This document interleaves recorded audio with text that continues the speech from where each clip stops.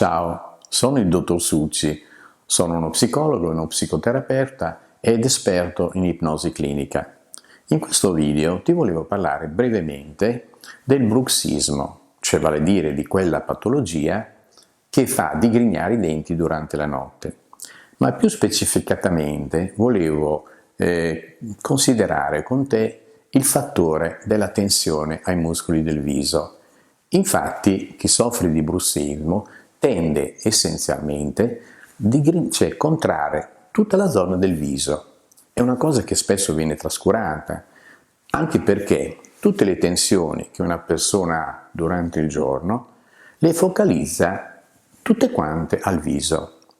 Quindi l'elemento principale dovrebbe essere quello di scaricare le tensioni ai muscoli del viso, quindi ai muscoli delle mascelle, ai muscoli degli occhi, ai muscoli della fronte e anche ai muscoli delle orecchie e della zona iniziale del collo. Per fare questo, quindi, è molto importante utilizzare quegli strumenti capaci di allentare le tensioni al viso.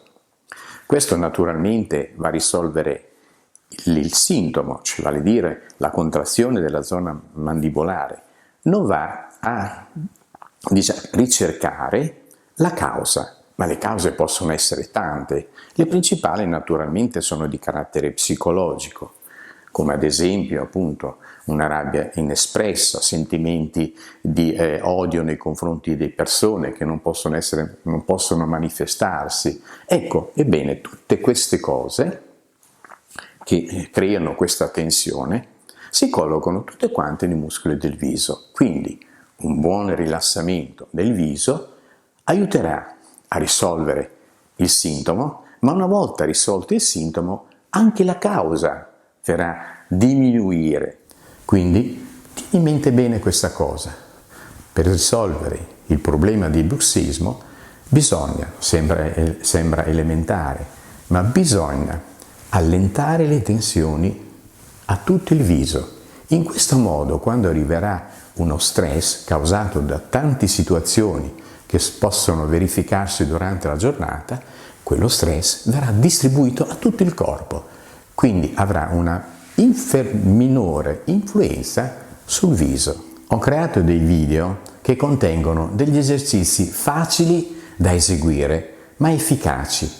Questi video contengono anche l'esperienza che ho fatto con centinaia e centinaia di pazienti nel mio studio.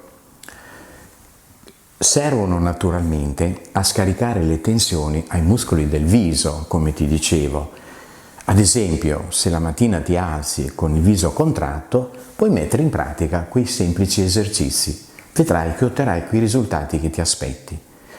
Naturalmente, se sei interessato a visionare questi video gratuiti, ti invito a cliccare in questo link di questo video.